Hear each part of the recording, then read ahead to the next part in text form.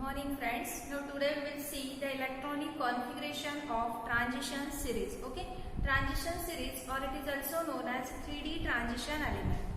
पहा आतापर्यंत आपण मागच्या लेक्चर मध्ये पाहिलेलं आहे की फर्स्ट 20 एलिमेंट्सचं electronic configuration. Okay, first 20 elements तुम्हाला सगळ्यांना माहित आहे. आता रिपीट करण्यात काही अर्थ नाही आहे कारण गेले 2-3 लेक्चर्स पासून आपण तेच पाहतोय. ठीक आहे. So first 20 element. After that first 20, that is from hydrogen to calcium. Now today we will see the element from atomic number 21 to 30.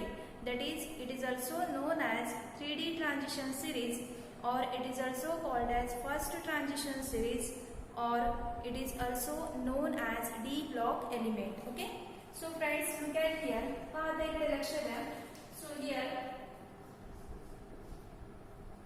first of all, we will see that 3D transition series. So 3D transition series, it having how many elements? 10 elements. Okay. So it having what? 10 elements. So here 3D transition series.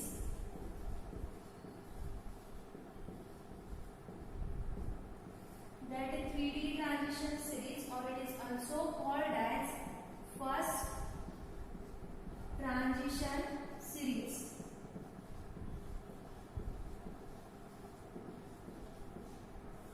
3D transition series, or it is also known as first transition series. So here in this case, here we can write atomic number, then element,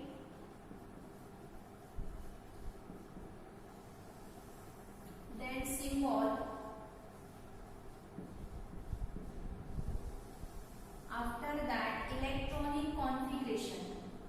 Here, electronic configuration. Okay. हे जे electronic configuration आहे, दोन form मध्ये आपण electronic configuration पाहणार आहे. One it is that actual and expected electronic configuration. So here we can write expected and here actual electronic configuration, and this is expected electronic configuration. Okay. Part first element है that transition series चा first element कोणता आहे? scandium. Okay, so atomic number is what? 21. Here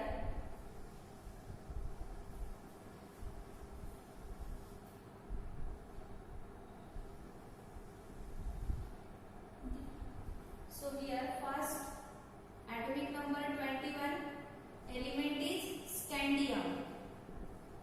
Okay, स्कटिन कर्म फॅकोनी पूजन. आपण 10 elements काम केले होते. स्क म्हणजे scandium, titanium, vanadium, chromium, manganese, iron, cobalt, nickel, copper and zinc. So here 21 scandium, symbol is Sc. 22 titanium, Ti. 23 vanadium, V. 24 chromium, Cr. 25 manganese, Mn. Okay, symbol. Then 26 iron, symbol is Fe. 27 cobalt, symbol is Co. 28 nickel, symbol is Ni. 29 copper, symbol is Cu.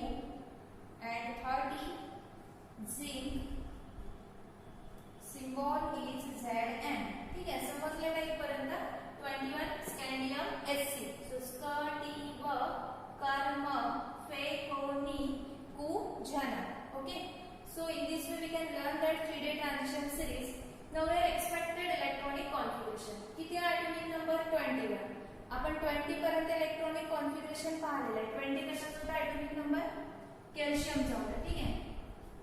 कॅल्शियमचा atomic number 20. याचं electronic configuration आपण पाहिलेलं होतं. 1s2 2s2 2p6 3s2 3p6. Now here 2 plus 2 4 4 plus 6 10 10 plus 2 12 12 plus 6 18 and here 4s2 that is 20. Okay, so कॅल्शियमचं electronic configuration इथपर्यंत आपण पाहिलेलं होतं. आता येणारा इनकमिंग जो इलेक्ट्रॉन आहे that incoming electron it is goes into the 3D transition series. म्हणजे जर स्कॅन्डियम घ्यायचं असेल तर स्कॅन्डियम ॲटॉमिक नंबर किती आहे त्याचा 21, जो इथे आपण लिहिलेला आहे ऑलरेडी. सो स्कॅन्डियम 21 ॲटॉमिक नंबर आहे, म्हणजे 21 इलेक्ट्रॉन स्कॅन्डियम मध्ये प्रेझेंट आहे. जर स्कॅन्डियम मध्ये 21 इलेक्ट्रॉन 21 इलेक्ट्रॉन प्रेझेंट असतील तर त्या केसमध्ये सुरुवातीला कॅल्शियम पर्यंत इलेक्ट्रॉनिक कॉन्फिगरेशन सेम राहील आणि एक्स्ट्रा जो एक इलेक्ट्रॉन आहे that 1 electron it is goes into the 3D orbitals. So here 1s2 2s2 2p6 3s2 3p6 4s2 and 3d1. Okay, so in this way we can write the electronic configuration of scandium. But friends, look at here, जे inert gas element आहेत, inert gas element किती 6 inert gas element आहे. कोणते कोणते, म्हणजे 0 group element जे periodic table मध्ये सगळ्यात शेवटी दिसतात आपल्याला towards the right hand side. Okay, so they are the helium, neon, argon, krypton, xenon and radon. हे इनर्ट गॅस एलिमेंट आहे. इनर्ट गॅस म्हणजे स्टेबल इलेक्ट्रॉनिक कॉन्फिगरेशन आहे. याच्यामध्ये जे इलेक्ट्रॉन्स प्रेझेंट आहे, so that element they are having the stable electronic configuration और they having their octet is fulfil. Octet त्यांचं complete आहे. पण जे लोक स्टेबल असतात, म्हणजे स्टेबल म्हणजे ज्याच्याकडे भरपूर प्रॉपर्टी आहे, खूप सारं म्हणजे स्टॅबिलिटी भरपूर आहे, त्यांना काही गरज आहे का नोकरी करण्याची, माझ्यासारखं काही शिकवण्याची नाही.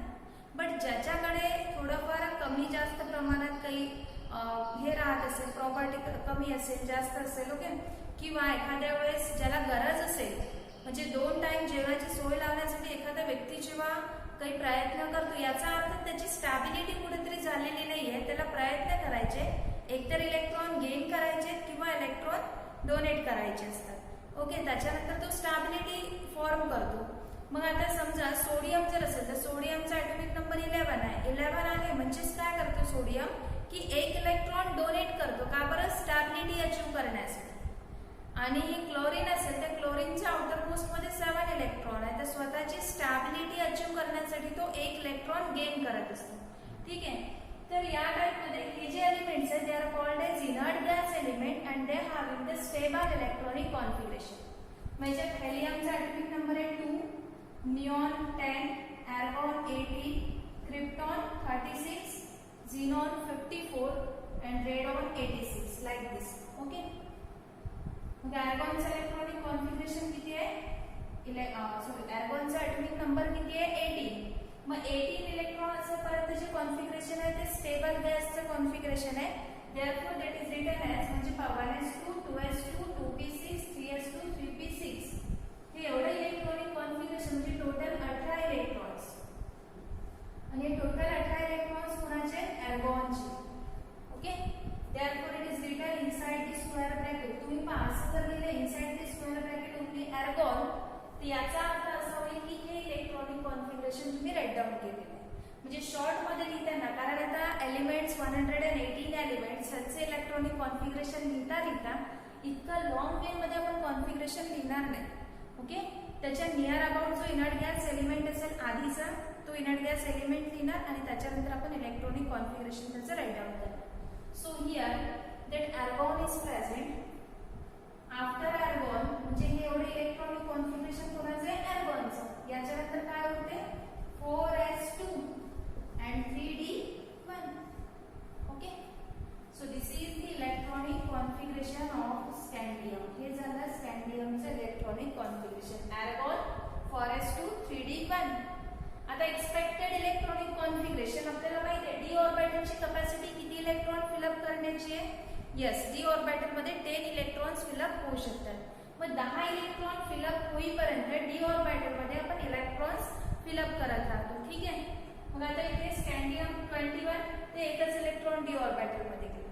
जर टिटॅनियम असेल तर 22 म्हणजे अर्गॉनचे 18 इलेक्ट्रॉन, 4s चे 2, 18 + 2 18 + 2 becomes 20 आणि उरलेले 2 electrons they are in the D orbital. Okay. So likewise आपल्याला expected electronic configuration first of all write down करायचं. समजलं का इथपर्यंत? ठीक आहे. ओके. पहा. So here scandium and scandium symbol Sc, atomic number is 21. So here expected electronic configuration is argon. काय लिहिलं आपण? argon 4s2 3d1. Okay. expected. आता atomic number 22. मग काय राहणार? argon 4s2 3d2. atomic number 23. फक्त d ऑर्बिटल मध्ये एक इलेक्ट्रॉन इन्क्रीज करायचा आपल्याला. argon 4s2 3d3. Chromium argon 4s2 3d4. Okay. Expected electronic configuration आहे. पण या केस मध्ये हा जो क्रोमियम आहे, दिस chromium and this copper, they will show the different electronic configuration than that expected one. म्हणजे त्याचं ऍक्च्युअल इलेक्ट्रॉनिक कॉन्फिगरेशन डिफरंट आहे. पाहू आपण ते नंतर. सुरुवातीला हे पाहूया. नंतर मॅग्नीजचं कॉन्फिगरेशन लिहिणार आपण. argon 4s2 3d5. आयर्न मध्ये किती इलेक्ट्रॉन आहे? 26. 26 म्हणजे argonचे 18. 4s2 म्हणजे 18 + 2 20 आणि here 3d6. Cobalt argon 4s2 3d7. then here nickel चा atomic number किती आहे? 28. so argon 4s2 3d8. copper चा atomic number 29. so here argon 4s2 3d9 and zinc argon, here we can write argon 4s2 3d10. या type मध्ये आपण electronic configuration लिहिणार आहोत. ठीक आहे. आफ्टर दॅट पहा झिंक पर्यंत इलेक्ट्रॉनिक कॉन्फिगरेशन झाल्यानंतर हे झालं expected electronic configuration. So this chromium, this chromium and this copper, these two elements that will show the different electronic configuration than expected one. हे जे एक्सपेक्टेड इलेक्ट्रॉनिक कॉन्फिगरेशन आहे, या configuration पेक्षा ते डिफरंट इलेक्ट्रॉनिक कॉन्फिगरेशन शो करतात. कशासाठी? Only to achieve the stability achieve करण्यासाठी. Okay. आता बघा स्टॅबिलिटी कशी अचीव करू शकतात? आपल्याला माहिती आहे की कुठलाही ऑर्बिटल असेल तर ऑर्बिटल मध्ये हाफ फिल्ड ऑर्बिटल आणि फुल field orbital they are more stable then that of the partially field orbital. मग आता हाफ फिल्ड आणि फुल फिल्ड काय आहे? तर डी ऑर्बिटल असेल तर डी ऑर्बिटलची इलेक्ट्रॉन फिलिंग कॅपॅसिटी आहे 10 इलेक्ट्रॉनची.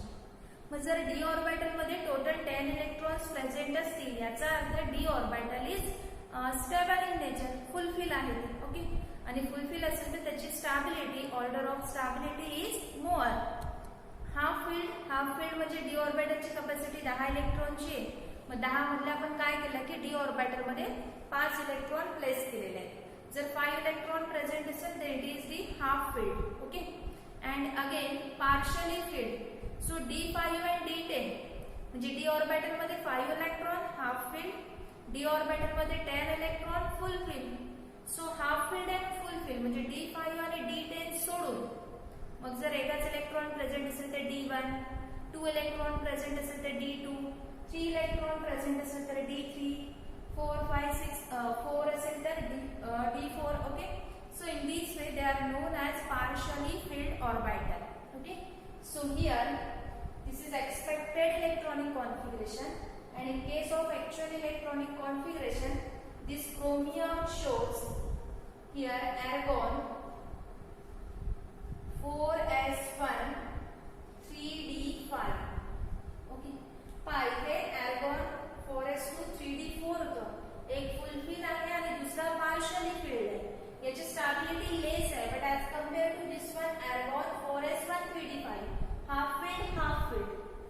ओके, याची स्टॅबिलिटी कशी राहणार, मोर राहणार.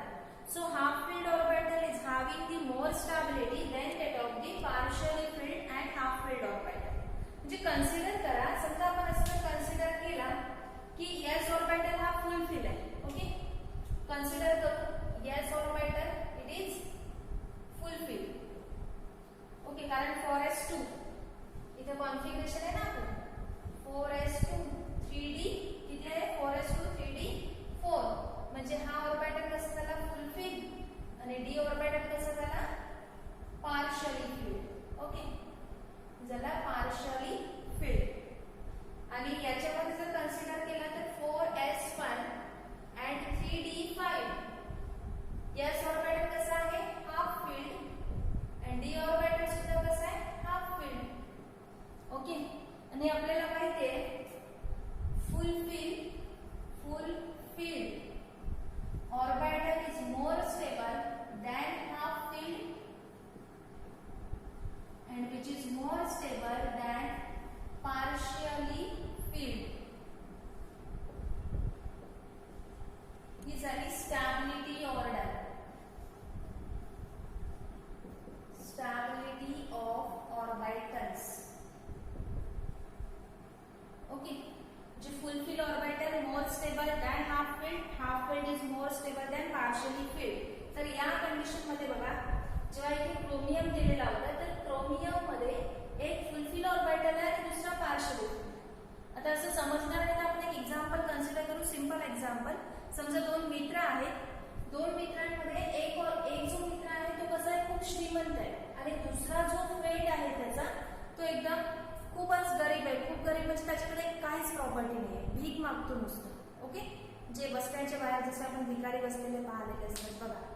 मग एक कसं झाला की एकदम खूप जास्त आहे, एक कसं झाला पार्शियली फील्ड म्हणजे त्याच्याकडे इतकी प्रॉपर्टी नाही आहे आणि कसं आहे तो स्टॅबिलिटी त्याची लेस आहे.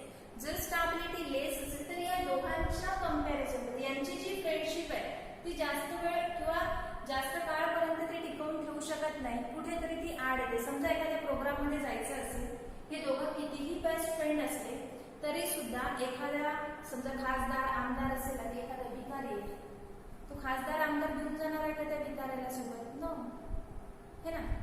तसंच इथे जे असेल हाफ फील्ड म्हणजे दोघंही कसे झाले एकाच कॅटेगरीचे म्हणजे याच्याकडे जर 5 करोड किंवा 1 करोडची प्रॉपर्टी असेल, याच्याकडे पण 1 करोड प्रॉपर्टी आहे, दोघांमध्ये कसं राहणार की संतुलन हे बॅलन्सिंग राहणार.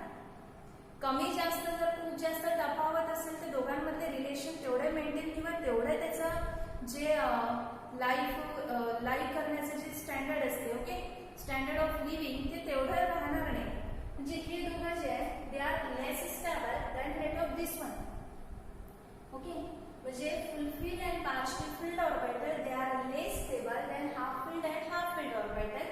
Therefore, to achieve the stability, this chromium shows this different electronic configuration.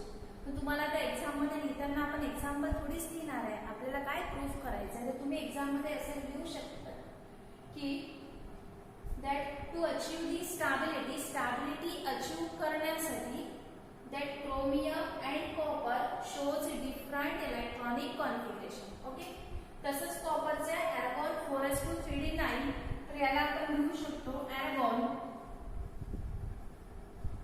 4s1 3d10. काय होतं s ऑर्बिटल मध्ये एक इलेक्ट्रॉन d ऑर्बिटल मध्ये, इथे पण तसंच s ऑर्बिटलचा एक इलेक्ट्रॉन d ऑर्बिटल मध्ये जातो म्हणून 4s1 3d5 आणि इथे होते 4s1 3d10.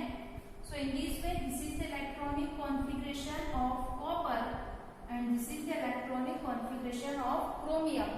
बाकीचं इलेक्ट्रॉनिक कॉन्फिगरेशन सेम आहे, फक्त हे दोनच element different electronic configuration show करतात आणि एक्झाम मध्ये लिहिताना तुम्हाला ऍक्च्युअल इलेक्ट्रॉनिक कॉन्फिगरेशन लिहावं लागते, एक्सपेक्टेड लिहायचं नाही. ठीक आहे, स्कॅंडियमचं सेम आहे as it is. argon 4s2 3d1 हे जसंच्या तसं आहे बाकीचं. argon 4s2 3d2 argon 4s2 3d3 then this one here argon 4s2 3d5.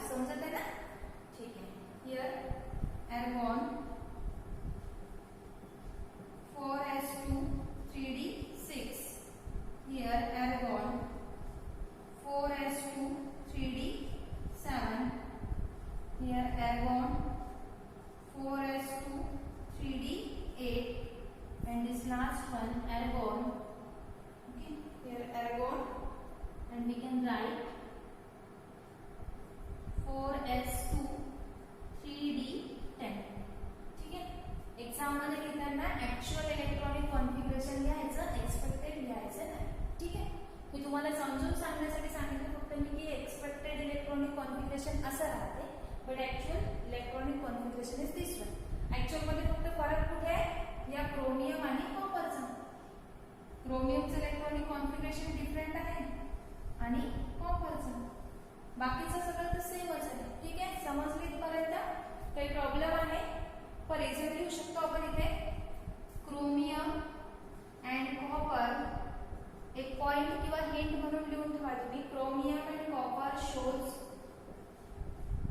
Different electronic configuration, different electronic configuration than expected electronic configuration only.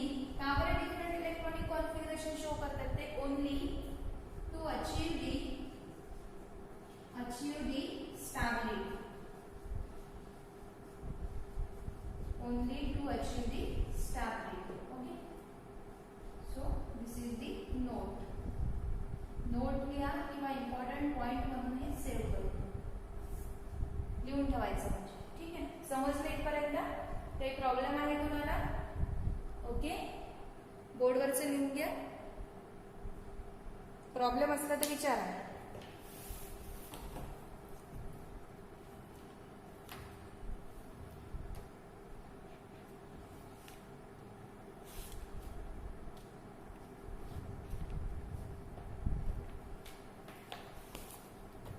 Okay. ठीक आहे. समजलं तुम्हाला इथपर्यंत?